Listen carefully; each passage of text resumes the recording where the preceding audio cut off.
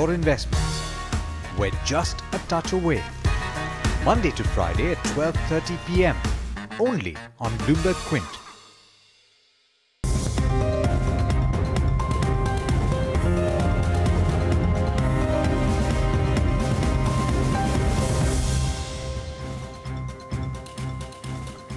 Hello and welcome to Hot Money on Bloomberg Quint Live, India's first digital live streaming business news service. This is the show which gets you a complete wrap of all the stocks that are buzzing in trade. I'm Darshan Mehta.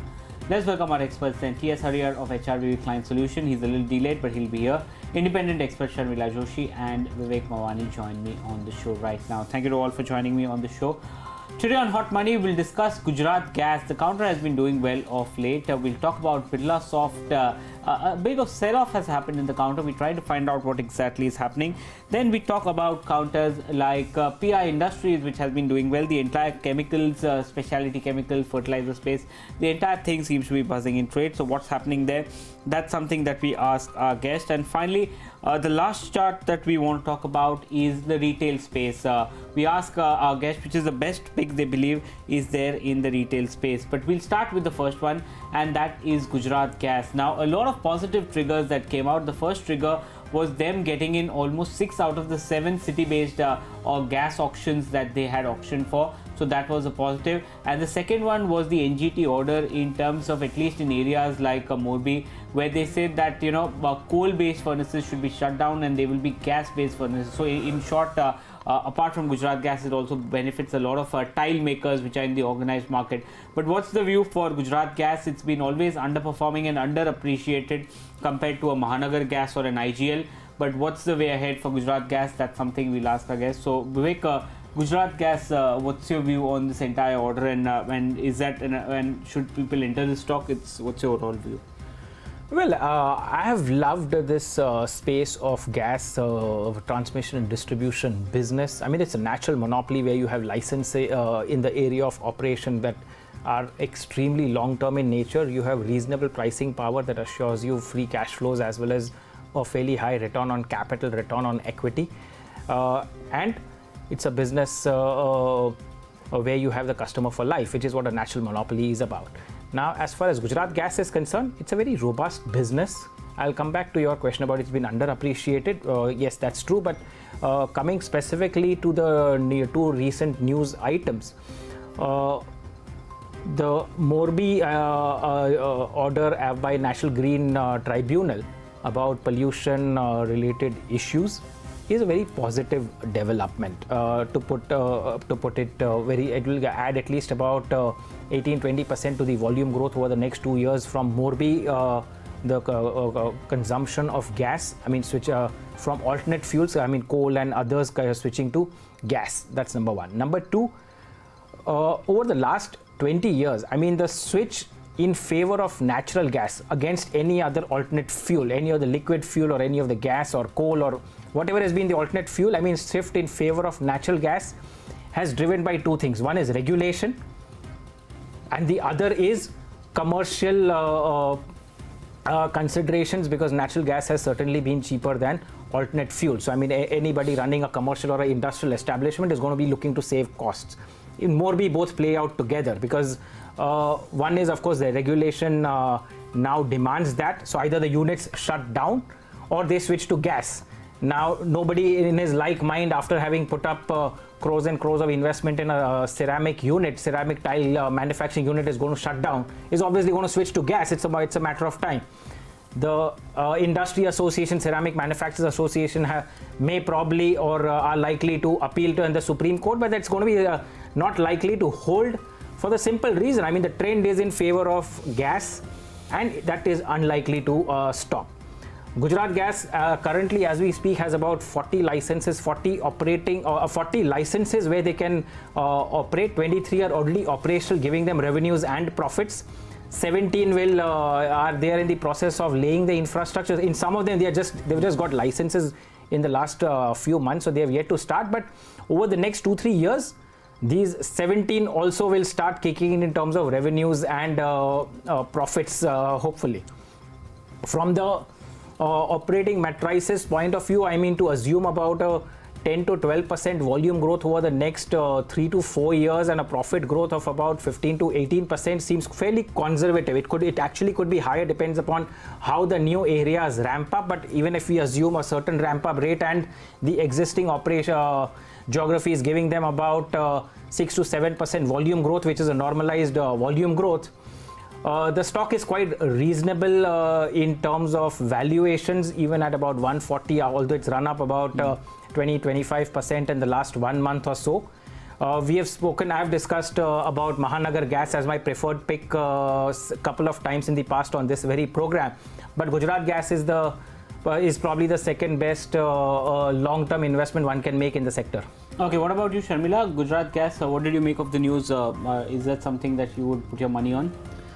Yeah, to just address this issue of gas being a preferred play, I completely agree, because I think that when you really look at the whole fossil fuel space, then whether it is coal, whether it is petrol, whether it is diesel, whether it is gas, I think gas is the future. Because especially for a country like ours, where we are exporting rather importing most of what we use, it really makes sense to, over a period of time, shift to products and technologies that are increasingly using gas more. And of course, I think the price is also in their favor. The fact that they're environmentally cleaner is also in their favor. So there are two very big positives in favor of using gas. So first of all, I'm, as Vivek was saying, I'm also completely positive on gas as a theme. Now within that, of course, I think, as you said, Gujarat Gas has not played out as well as an Indraprastha Gas, because Indraprastha Gas had that whole story of having all these, being present in so many cities and supplying gas to cars, etc. But yes, I think this Morbi development is a definite positive, because there are a whole host of tile makers in that area which were using coal, which have now been asked to shift. So they're definitely likely to see increased business from that area. And this is going to be good, because not only are they going to see increased demand, but prices are also expected to firm up in the interim, because globally prices are looking better. And also, if there is increased demand, it of course means that you can hold your prices. So yes, I think it's a definite positive for Gujarat Gas, and yes, I think that one can enter at this level. Okay, Hari, what's your view on Gujarat Gas? You were talking about how of late it's been doing rather well for itself, given that couple of developments, the auctions, they got 6 gas fields, they got 6 of those connections, and then in terms of the NGT order, what's your overall assessment of Gujarat Gas? I think the auction may not have any substantial impact in the short to medium term, but the National Green Tribunal order, especially on those ceramic companies in and around the Machu belt between Rajkot and Morbi, I think that is one area which is predominant on the ceramic manufacture segment. And if you look at 50% of them are still actually using the coal-fired, and only 50% are using the gas-fired ones. So what we believe is that because of the NGT order, there could be a big shift into gas, and obviously Gujarat Gas being a kind of a monopoly player in that region, I think it could directly benefit. So short to medium term, yes, it's also a fairly good dividend yield play. That is something most of us are not looked at. But definitely, I think as an outcome of the NGT order, short term looks to be good for Gujarat Gas. Okay, that's the view that's coming in. I think it's a consensus bullish call that's coming in on Gujarat Gas. A lot of positive developments have come in and seems to be appreciated by the markets and the gas. The counter has been doing well. It's up almost 15 to 20% in the last few trading sessions. So there is positive traction. The other counter which has not done well is Birlasoft, which was erstwhile KPIT, the IT business of the company. Of late, we've seen that today it's managed to move up, but of late it has been down almost anywhere between 8 to 10% in trade. We asked the guest, is there any concern in Birlasoft, and what's the view ahead? Hari, Birlasoft, any concerns first of all, and what's your view on the counter? See, not on the business per se, but I think a lot of investors are apparently not too happy with the swap ratio, because the ratio is structured in such a way that the technology business or KPI technology is being hived out, and I think they are given 1 share for every 1 share of. Apparently, I think since technology used to be a very, very predominant business of KPIT, there seems to be some kind of a concern over the valuation given. So that has apparently not gone down well, and there has been a lot of selling in the stock. But I think most of the negatives seem to be factored in the stock. Stock is already corrected from over 135 to over 104. So I would believe short-term negatives seem to be factored into the stock. We still need to see how the overall merger with Birlasoft plays out and how the standalone software business plays out. But I would believe that short-term, while we wouldn't really be a buyer on the stock, at least the worst case seems to be factored into the price. Okay, worst case seems to be factored in. Vivek, what's your view on assessment on Birlasoft? I don't really have a view on Birlasoft. I mean, I've not been tracking. I mean, post-merger also, even prior to the merger, I wasn't really tracking KPIT so closely. So I'll reserve my comments at this point of time. In any case, I'm not so bullish at this point of time on mid-cap IT space. So in any case, I would just give it a pass. Any reason why you're not bullish on mid-cap IT? You think they're overvalued now, or the price has factored in all the positives? Well, the play on mid-cap IT is, I would say, once in 2-3 years when the discount between mid-cap IT and large cap, we are referring to TCS, Infosys, HCL Tech, etc., where the discount is fairly large, where the mid-cap IT trade at single-digit earnings multiples and your large cap is trading at maybe 20 or upwards. Last year we had, that is 2018, we had a fairly sharp rally in mid-cap IT across the board, where to a large extent those valuation gaps had been bridged. In some cases like NIT, they now trade almost as much as what a TCS trades. Now, between a choice between any of the mid-cap IT companies trading at 20 times earnings and a TCS trading at 22, 23 times earnings, my preference is certainly for TCS and Infosys, which trade at similar multiples. Because mid-cap IT, historically, if we look at last 10, 15 years, there in some cases, not all, but in some cases, there has also been an element of lack of predictability, volatility in earnings and margins, which at least in large cap, at least you don't have to grapple with that. Large cap, the issue is high growth or low growth, not as much on margins, because the margins have been fairly steady in a band of maybe about 1.5% over the last maybe 10 years, quarter after quarter. So my preference has always been for large cap IT compared to mid cap. Okay, that's the view that's coming in. And Sharmila, what's your view on this counter? Well, I would broadly agree with what Harihar was saying, that it's essentially to do with the split and what kind of valuations market perceives each of the verticals to have, because you're going to have an IT solution, you're going to have an engineering, and then you're going to have a mobility, whatever business. And this whole change of name and the swap ratio. So all those concerns are actually playing out on the stock, and I think it must be due now. I think it was March 2019 was, I think, given as the date. So I think these are all the concerns that are playing out. Possibly the worst is in the price, but I wouldn't want to buy it until all the the split actually happens and you have all the three entities in the being traded. Okay, so that's the view that's coming in on Birlasoft KPIT.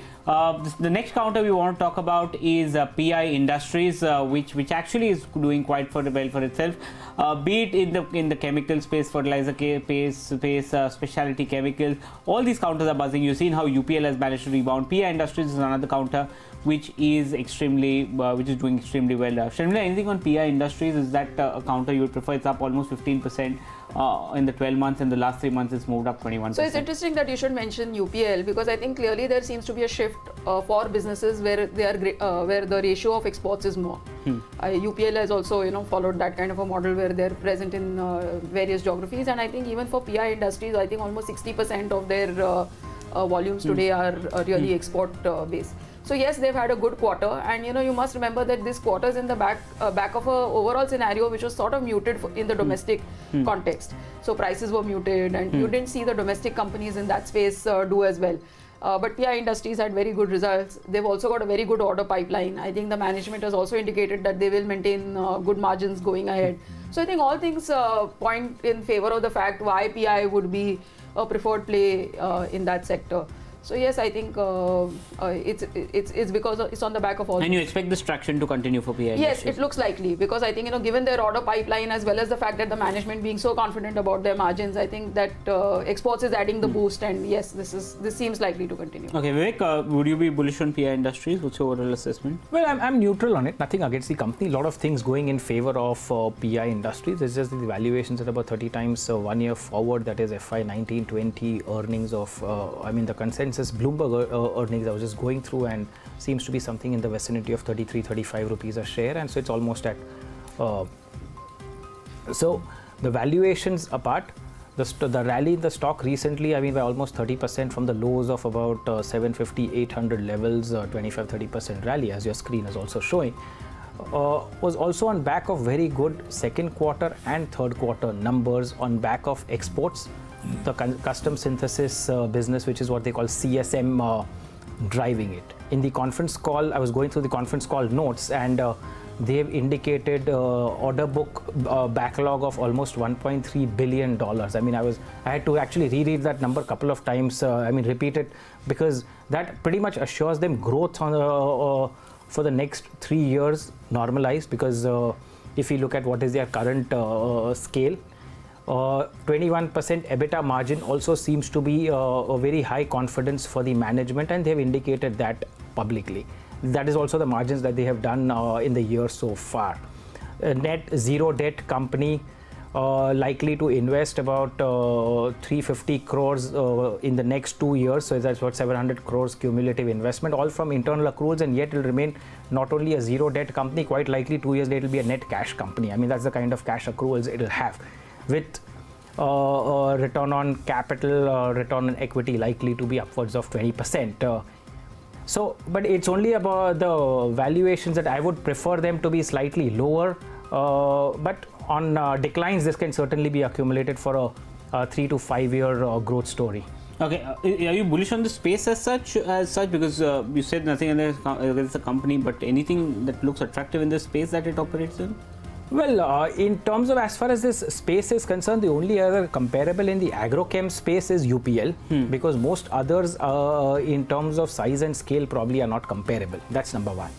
The market has been bullish on the entire chemical space in the last 3 to 4 years for various reasons, but each chemical company in terms of their product profile is fairly different. So a PI, a UPL, an SRF, and a Vinity Organics, and a Aarti Industries, and a Atul, I mean, all of them have product profiles which are fairly different.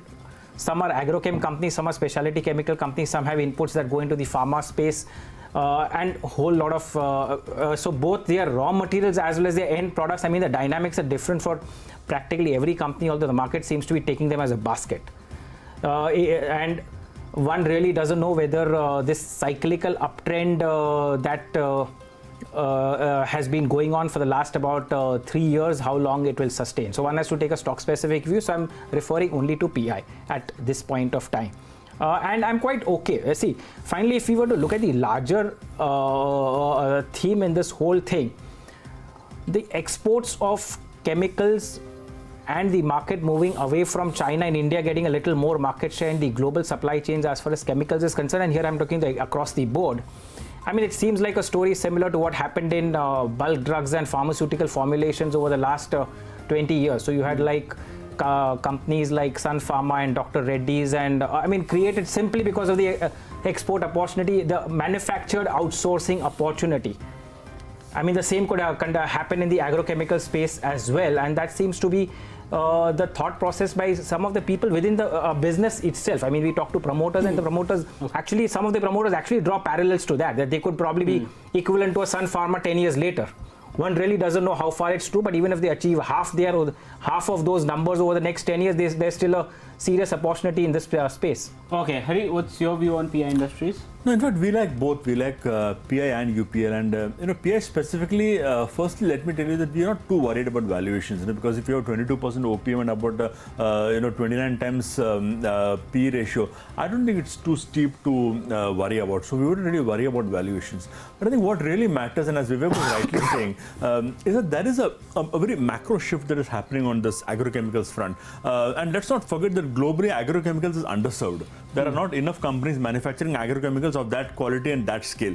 Number two, let's not forget China has shut down a lot of capacities in the last few years, largely because they were very, very worried about the environmental concerns, and that has actually indirectly benefited India. So I think that is again something that should work in the favor of both UPL and PI Industries. But what is more important is that there is also an India market that is gradually building, and we are talking of investments in agriculture, demand for fungicides, insecticides. I think that should probably play out in the next 3 or 4 years. But export market, in my view, is going to be a big theme in the next 4 or 5 years. So for me, I would agree with Vivek that it's a kind of a secular story. 4 to to 5 years down the line, I think this prices could probably be much higher than what we are seeing today. Okay, so that's the view that's coming in. UPL and PI Industries, both of them, and for UPL, obviously, concerns on the Arista acquisition were overturned, and from that level, it's managed to recover significantly in trade. Both of them at close to record highs. UPL probably will be close to record highs now. PI Industries is already at that level. So there is more traction. And the last stock or sector we want to talk about is the retail space. Again, a lot of deals happening there. 7-Eleven opening here. Lots of other deals. Amazon, words of Amazon investing in certain companies. What's the view on retail? That's something that we'll ask. Hari, anything in the retail space that you've asked your clients to accumulate? We have actually been liking DMart for quite some time, Avenue Supermarts as we call it in the market. This stock touched about 1900, came back to about 1000, and then I think it's quoting about 1400. If you look at the latest quarter numbers, I think the kind of growth it saw about 2 years back, and that growth is petering out. But I think that is quite natural for any company of that size, and that has been growing at that kind of a market cap. So we wouldn't read too much into that. But then if you look at some of the big threats to this sector, like onslaught from e-commerce, I think this is probably one company that is least vulnerable to that kind of a threat. Number two, if you look at growth in rural, semi-urban incomes, again I think DMart is one company that's going to get more money from the Mofussil segments than from the proper hardcore cities. So if you add these up, probably this is one segment where I don't see a downside risk, and upside potential on a stock like this is going to be, I think, parallel to the rising income levels in a country like India. So we like the stock as a very good long-term retail play, and we feel at these prices the downside risk is fairly limited on Avenue Supermarts. Okay, so Avenue Supermarts is the first one. Sharmila, anything on the retail space that you like? So to just talk about what you were alluding to in terms of retail as a space and the tie-ups, etc. So I completely agree that I think the online threat is the biggest threat for this sector, because we are witnessing a whole shift to buying things online, and a whole host of items which were traditionally bought by going to a shop have now people have shifted their preferences online, especially in most of the metros. And you would be surprised, but I have seen even in much smaller towns and even in hilly areas, people actually turning to an Amazon or a Flipkart, because they are delivering to a lot of far-flung places which you wouldn't imagine sitting in Mumbai, and people are using that as an option increasingly to buy. So I think that traditional retail model is definitely under threat, and I think there is enough evidence of that around.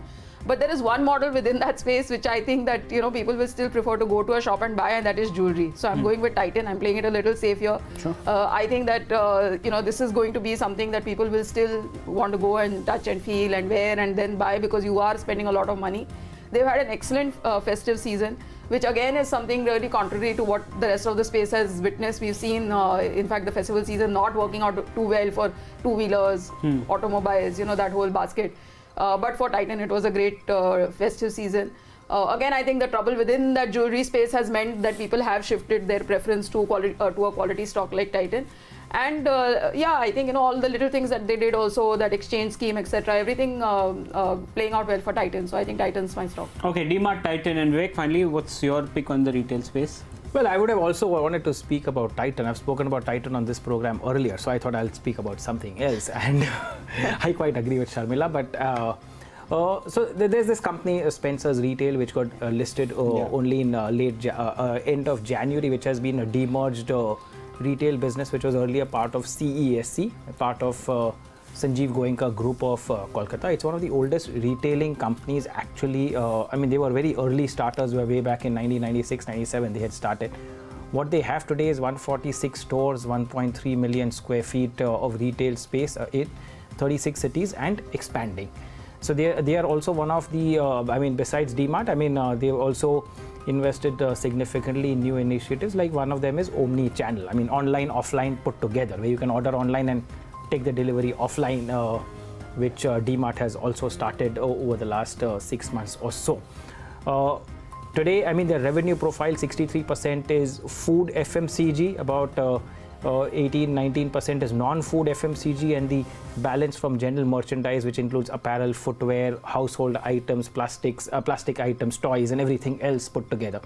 Now, in terms of, I mean, currently they are doing about 22% gross margins, but clearly the gross margins of food business is the lowest across the three categories. And what they are striving to do is increase the share of revenue in the other two categories, which is the general merchandise, the household items, footwear, apparel, etc., and non-food FMCG, which includes your wellness products, your cosmetics, and personal care products, baby care products, and so on and so forth, where the margins are higher. So over a period of time, what we will see is gradual shift in terms of product mix, revenue mix, leading to improved margins.